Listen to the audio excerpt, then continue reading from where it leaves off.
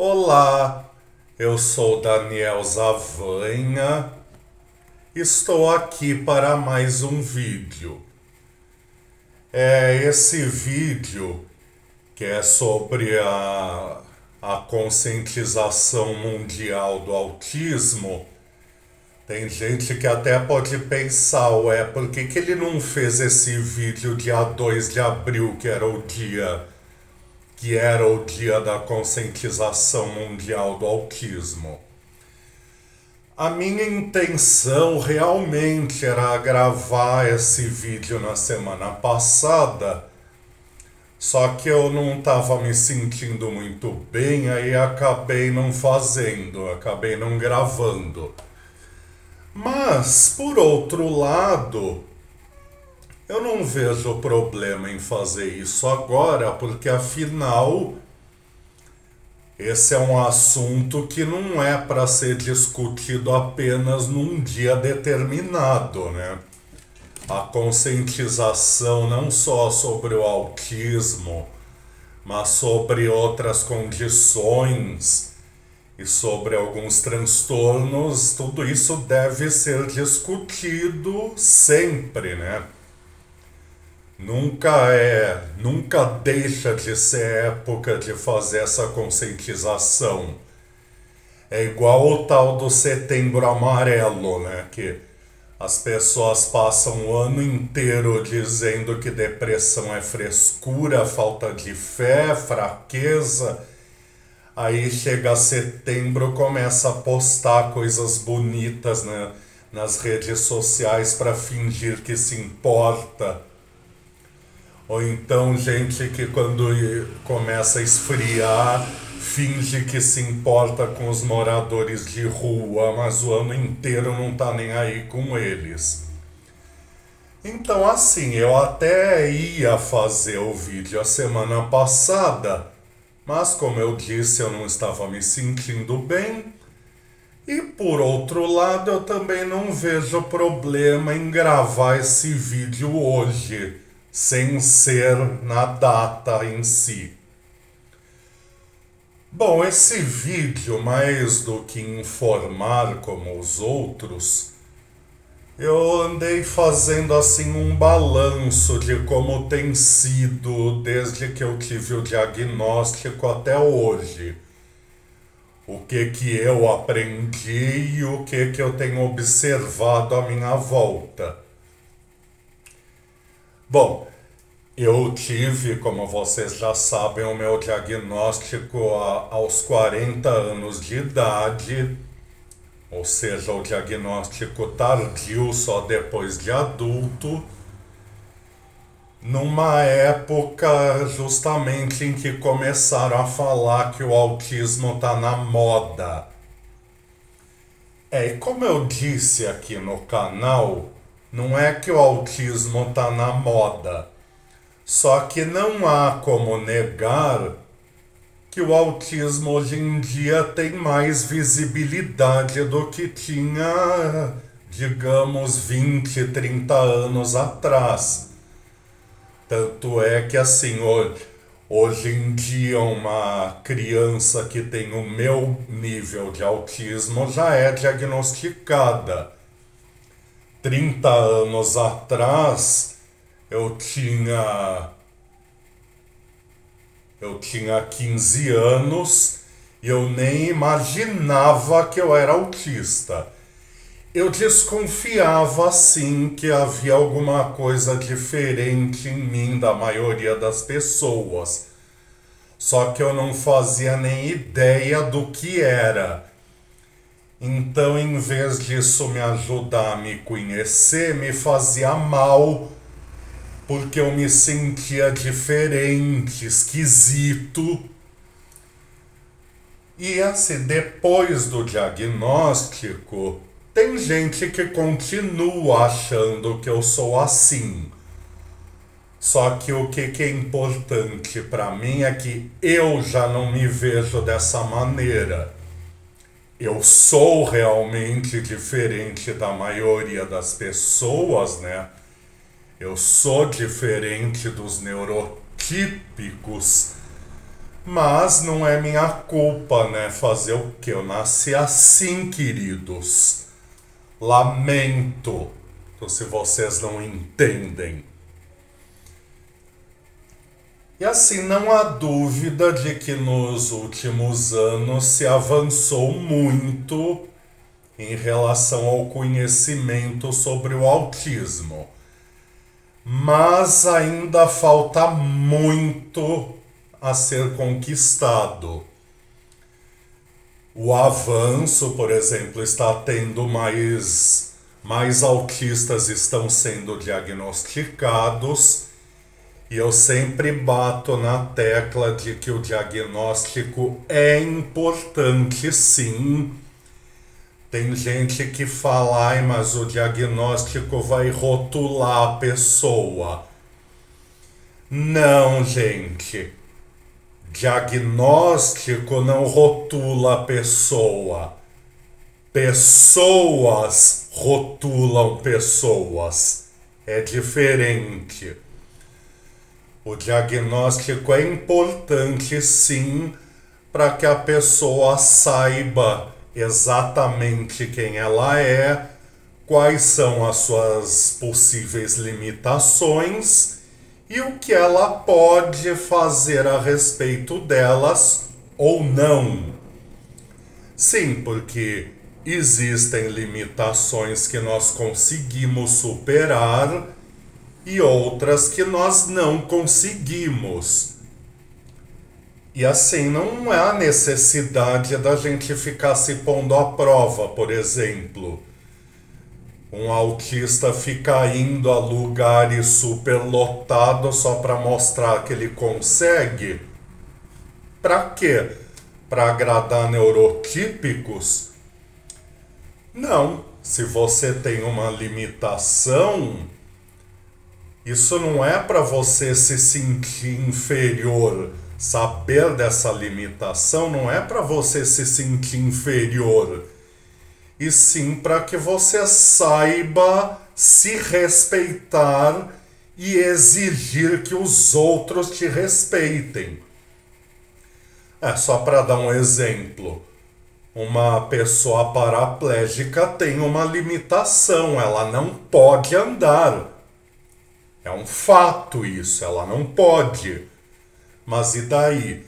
Isso quer dizer que ela não merece ser tratada com respeito, que ela não deve ter acesso aos lugares, que ela não deve ter a vida dela facilitada quando necessário? Não, pelo contrário. Só que aí também é uma outra coisa que nós estamos longe ainda de ter um entendimento por parte da sociedade neurotípica. Que as pessoas têm uma tendência a só levar a sério uma deficiência que é visível aos olhos. Por exemplo, eu já vi pessoas olharem torto para mim quando eu chego num lugar e vou para a fila preferencial com o meu cartão de autista. Porque na cabeça delas, uma pessoa só necessita do atendimento preferencial se ela estiver numa cadeira de rodas, usando muletas ou se tiver cabelo branco. Só que muita gente não sabe. Inclusive uma vez eu escutei de um conhecido meu, ele falando com outra pessoa, eu estava perto e ouvi: a minha sobrinha autista usa a condição dela como desculpa para furar fila. O que essas pessoas não sabem é que nós autistas, quando temos que ficar esperando muito tempo, principalmente se for num lugar onde passa muita gente, isso vai superestimulando nossos sentidos e nós podemos ter uma crise por causa disso. Então, quando nós usamos o atendimento preferencial, não é por frescura, por conveniência. Nós necessitamos desse atendimento tanto quanto as outras pessoas que têm direito. É claro, às vezes eu vejo, se eu tô lá na fila e chega uma pessoa de 90 anos mal se aguentando em pé, eu a deixo passar na frente, passar na minha frente. Tudo assim, questão de bom senso. Agora, o que as outras pessoas têm que entender é que eu tenho tanto direito quanto ela de estar naquela fila. Então esse é um dos aspectos que tem que melhorar. Outra coisa é que muita gente ainda vê o autismo como doença.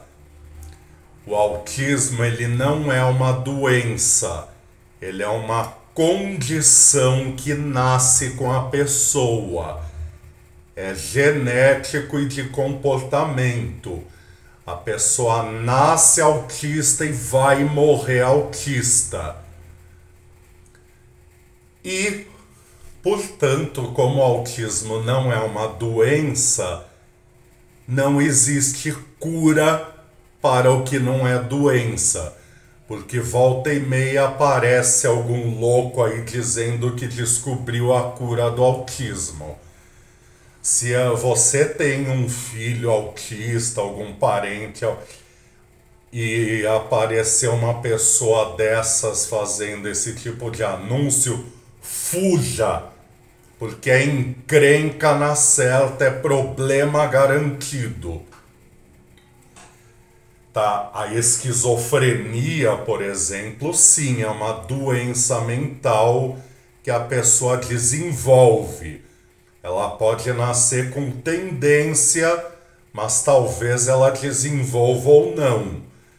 Já o autismo, o TDAH, síndrome de Down, são condições que já nascem com a pessoa e que nada vai tirar delas. Outra coisa que eu vejo que tem que mudar, isso não só em relação ao autismo, eu até já comentei isso num outro vídeo aqui no canal, que eu falei só sobre isso, que o título do vídeo, se eu não me engano, era Inclusão para quem? Que assim, quase todas as campanhas e políticas de inclusão para pessoas com deficiência no Brasil são direcionadas para crianças. É quase como se como as pessoas esquecem que essa criança vai crescer e vai se tornar um adulto com a mesma deficiência. Eu, por ser autista nível 1 de suporte, ainda consigo ter uma boa autonomia. Agora, um autista nível 3, ele vai precisar de suporte a vida inteira, de muito suporte.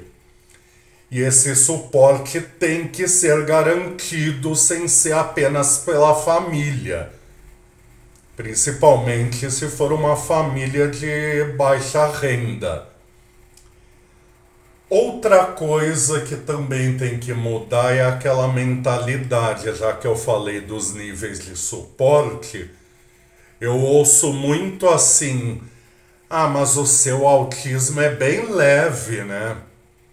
E normalmente quando a pessoa diz isso, o que ela quer dizer? Então você não precisa de ajuda nenhuma para nada, de adaptação nenhuma. E não é assim. Até minha psicóloga uma vez me chamou a atenção para esse fato, dizendo: é nível 1 de suporte.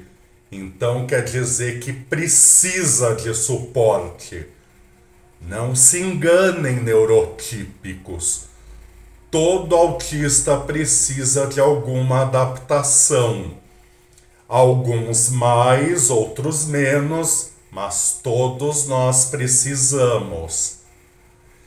E como eu estava dizendo, precisamos dessas adaptações mesmo depois de adultos.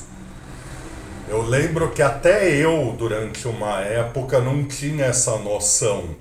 Quando eu ainda estava na sala de aula, uma vez eu cheguei a perguntar para minha coordenadora: escuta, o que acontece com uma criança hiperativa depois que ela cresce? E aí ela me deu a resposta óbvia, mas que por incrível que pareça eu nunca tinha pensado. Vira um adulto hiperativo.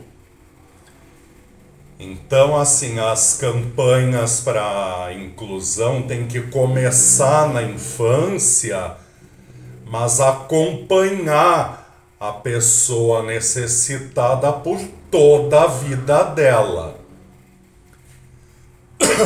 Então, assim, embora nas últimas décadas nós tenhamos ganho visibilidade, tenhamos conseguido algumas conquistas, como o próprio direito ao atendimento preferencial que eu mencionei, mas ainda temos muito trabalho a fazer e muitas lutas a vencer para conseguir viver bem nesse mundo.